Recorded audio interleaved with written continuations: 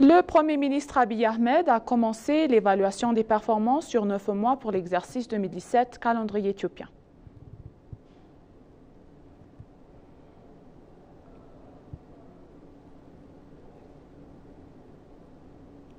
Les étudiants de l'université éthiopienne ont remporté la première place du concours du Huawei.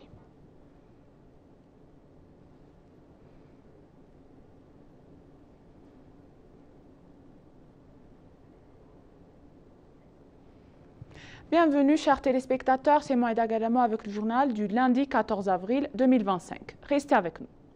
Le Premier ministre Abiy Ahmed a commencé l'évaluation des performances sur 9 mois sur l'exercice 2017 calendrier éthiopien.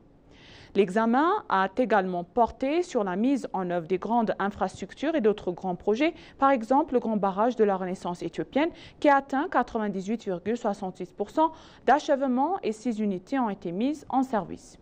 Il a également été annoncé que l'économie mondiale devrait croître de 3,3% en 2025 et que la majeure partie du monde, y compris l'Afrique subsaharienne, enregistrera une croissance positive.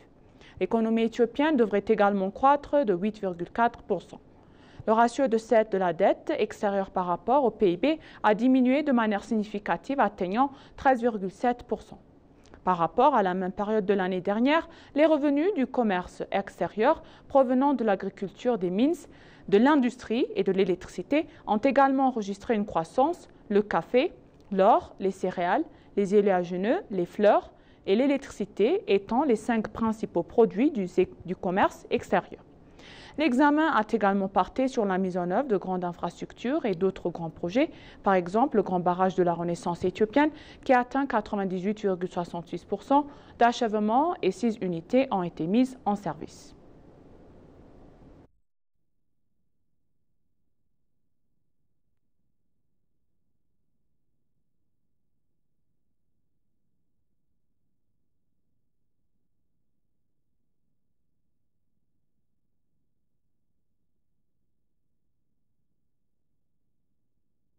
La ministre de la Planification et du Développement, Feuzouma Sefa, a indiqué que la deuxième réforme économique locale vise à stabiliser la macroéconomique, l'amélioration de la productivité et la compétitivité des secteurs, la stimulation du climat d'investissement et le renforcement des capacités d'exécution du gouvernement.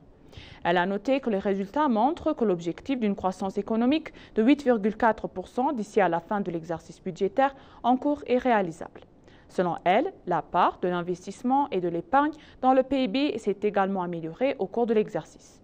Le ratio d'investissement, autrement appelé PIB, est passé de 20,5% à 23,2% par rapport à la même période de l'exercice précédent. Elle a été indiqué que le ratio dette extérieure, autrement PIB, avait diminué de 13,7%. La réforme macroéconomique globale a non seulement stimulé la croissance économique, mais a également aidé le pays à déchelonner, mais est également de sa dette de 3,5 milliards de dollars. Par ailleurs, la ministre a indiqué que les entreprises publiques de développement lourdement endettées sont redevenues rentables grâce à l'Ethiopian Investment Holdings. Le gouvernement n'a contracté aucun prêt auprès de la Banque nationale au cours des 9 derniers mois, a révélé la ministre. Par ailleurs, Mme Feuzoum a indiqué que le gouvernement avait consolidé les subventions au filet de sécurité sociale aux produits de première nécessité, aux carburants et d'autres produits stratégiques.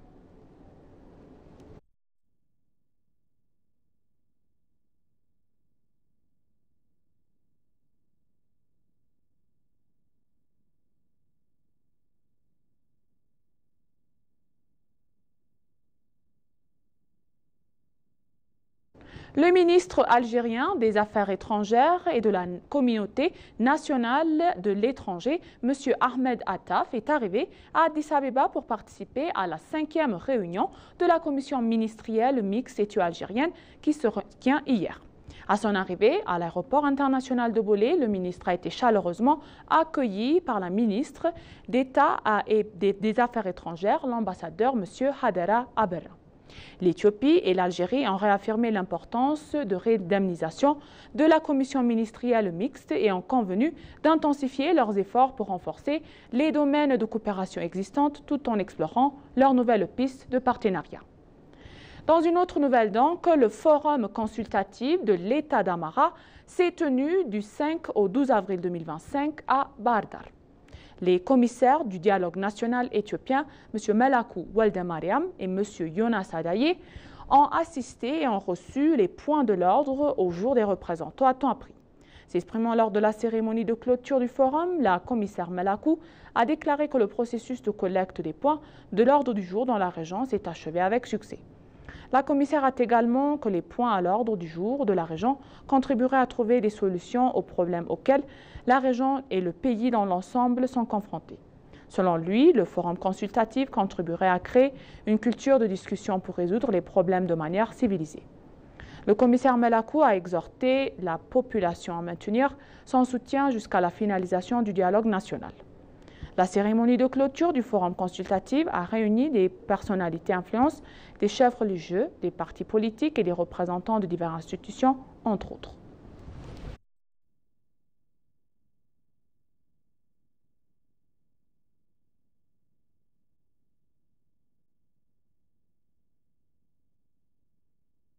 Dans une autre histoire donc, les forces de défense éthiopiennes effectuent un travail efficace pour maintenir de paix de Somalie, a déclaré le général de division, M. Adam Mengistu, le chef du centre de maintien de la paix de la défense qui était présent dans le secteur 3 de Boïda.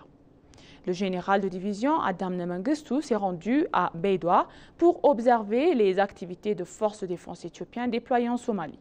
En ce moment, les dirigeants et les membres du secteur 3 qui accomplissent leur mission dans tous les domaines méritent d'être remerciés pour le travail inlassable et fructueux accomplissant la mission du peuple et du gouvernement sur la base du patriotisme et de la connaissance et démontrant leur capacité à remporter de grandes victoires. L'armée a accompli avec succès sa mission en permettant aux forces de sécurité somaliennes de protéger leur pays et leur peuple contre Al-Shabaab et de travailler ensemble. Le chef du centre de maintien de la paix et de défense a exprimé sa gratitude pour vos efforts visant à empêcher Al-Shabaab et de commettre ses méfaits et d'avoir honoré la culture et les traditions du peuple et accomplir votre mission. Vous avez rendu notre pays et notre institution fiers. Le commandant du secteur 3, le général de brigade Fonté, a longuement parlé de la situation générale dans la région et dans la performance de l'armée. La Force de défense nationale somalienne a annoncé la nouvelle mission de l'Union africaine en Somalie, AMISOM et d'autres opérations.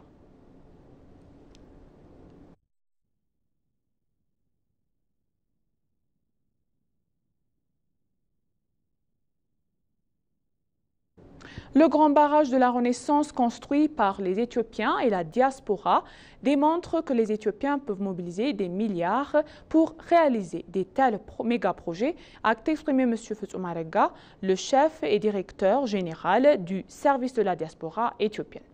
S'adressant à l'ENA, Fetsum a expliqué que l'impact du GERD sera multiple et qu'il apportera de nombreux avantages à l'Éthiopie et à la région, notamment en termes de sources d'énergie verte et renouvelable respectueuse de l'environnement.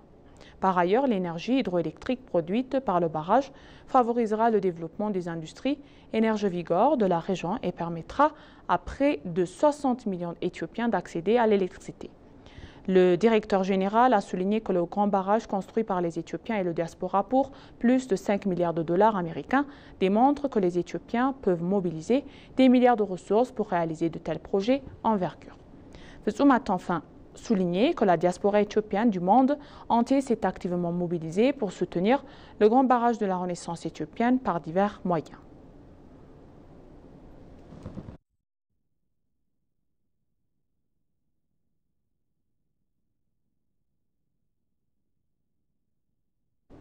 Les étudiants de l'université éthiopienne ont remporté la première place du concours Seeds for the Future Tech for Good Global de Huawei. L'équipe éthiopienne représentée par ces étudiants a réuni des étudiants de l'université scientifique et technologique d'Addis Abeba, Haramaya, Jimma, Walkite et Addis Abeba. Ils ont participé à la compétition avec 12 équipes spéciales du monde entier dans le Maroc, l'Afrique du Sud, l'Argentine, l'Irlande, le Malawi, le Vietnam, les Émirats arabes unis et d'autres. Les étudiants ont concouru et attiré l'attention avec leur projet EarlyVet, conçu pour détecter précocement les maladies animales et alimenté par l'intelligence artificielle. Le concours a souligné que ce projet innovant est aligné sur les ODD des Nations Unies, en particulier l'objectif 2, fin zéro, et l'objectif 15, vie sur terre, et qu'il est censé répondre aux défis critiques de l'agriculture et de la santé animale. Li Mingye, le directeur des relations publiques de Huawei Éthiopie, a exprimé sa joie face au succès de l'équipe, affirmant que la victoire démontrait le talent et la créativité unique de la jeunesse éthiopienne. Finalement, il a ajouté que Huawei s'engage à continuer à fournir le soutien et les opportunités nécessaires à la prochaine génération pour prospérer un paysage technologique en constante évolution.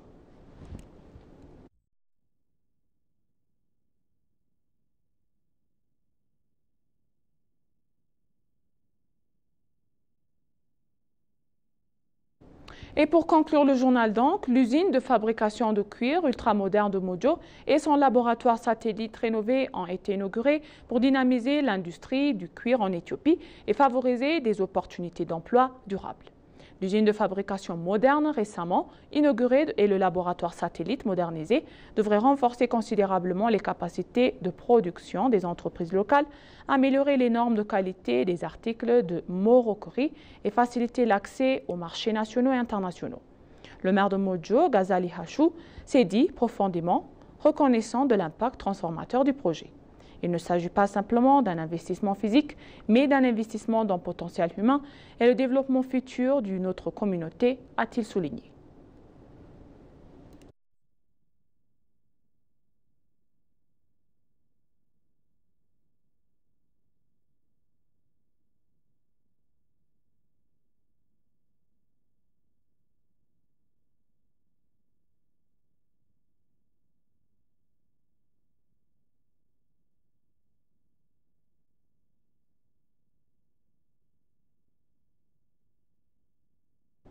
Et maintenant, chers téléspectateurs, je vous rappelle les titres principaux. Le Premier ministre Abiy Ahmed a commencé l'évaluation des performances sur 9 mois pour l'exercice 2017, calendrier éthiopien.